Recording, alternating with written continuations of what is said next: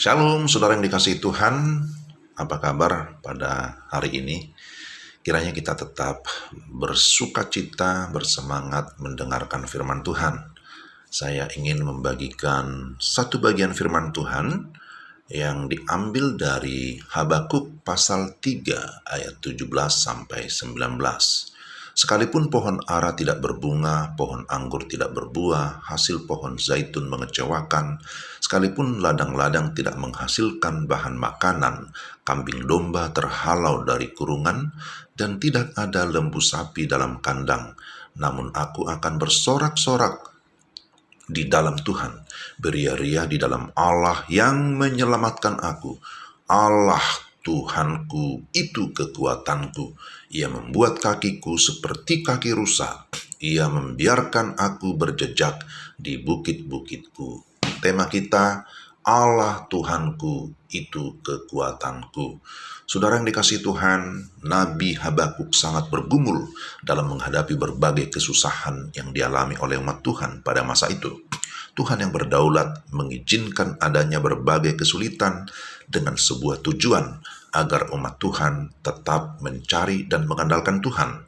Melalui firman Tuhan ini, kita dapat menjadi pribadi yang tetap kuat sekalipun diperhadapkan dengan berbagai pergumulan dengan memperhatikan beberapa hal. Pertama, kita menyadari bahwa kita lemah dan terbatas. Ayat 17 menjelaskan ada dua bentuk pergumulan yang pada umumnya dapat kita alami dalam kehidupan sehari-hari.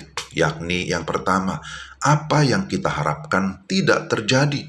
Orang mengusahakan dan memelihara pohon ara, pohon anggur, pohon zaitun, serta ladang-ladang agar dapat menghasilkan. Namun kesulitan akan terjadi bila segala sesuatu yang telah direncanakan, diusahakan dan diharapkan berhasil, ternyata keberhasilan tidak terwujud atau kegagalan yang terjadi. Kedua, apa yang kita miliki diambil atau hilang. Kambing domba disebutkan di dalam kurungan dan lembu sapi di dalam kandang yang terhalau.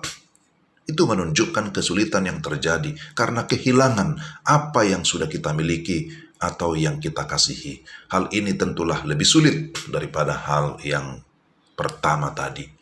Tetapi yang kedua, ada kekuatan dalam pergumulan. Kekuatan dalam pergumulan. Pada umumnya, kesusahan bisa membuat seseorang menjadi lemah dan jatuh. Lalu dengan cara apa seseorang dapat tetap kuat dalam kesusahan? Siapakah yang dapat tetap kuat dalam pergumulan? Perhatikan ayat 18-19. Orang yang tetap kuat dalam pergumulan adalah pertama, orang yang tinggal di dalam Tuhan, ayat 18. Hal ini mengungkapkan tentang dasar kehidupan Kristen, yakni pertobatan atau kelahiran baru. Seseorang yang telah mengalami pembaharuan di dalam Tuhan, memiliki kepastian akan keselamatan, kehidupan yang kekal di dalam Allah.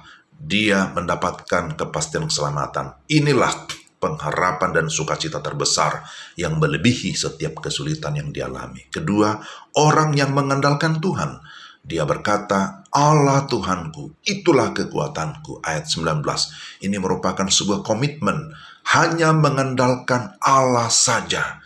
Orang yang mengandalkan Allah, yang mengandalkan Tuhan, tidak mencari alternatif lain. Itulah yang mampu bertahan.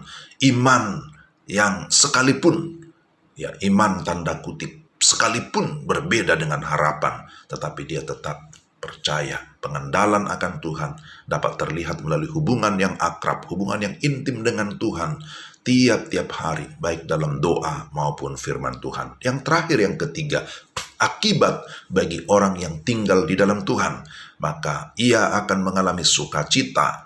Di dalam ayat 18 dikatakan, mengalami sukacita sekalipun di tengah pergumulan.